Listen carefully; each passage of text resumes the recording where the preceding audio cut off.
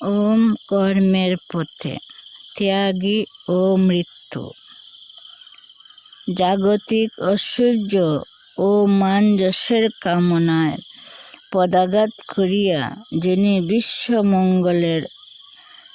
বিশ্বমঙ্গলে আত্মবলি দিতে কৃতধী হইয়াছেন, মরণ তাহাকে ভীত করিতে পারে না।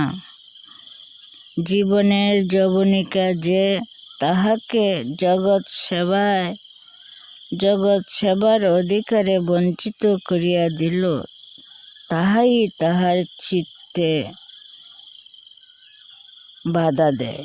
দেহ ধ্বংসে তাহার আপত্তি নাই, দেহের সুখে তাহার লোভ নাই, দেহের প্রতি তাহার আসক্তি নাই।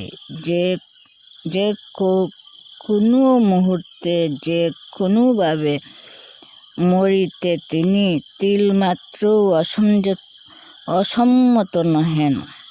তথাপি তিনি যদি দীর্ঘ জীবন পাইতে চাহেন, তবে তাহার কারণ জগৎ সেবার দীর্ঘতর সুযোগের প্রতি লোভ।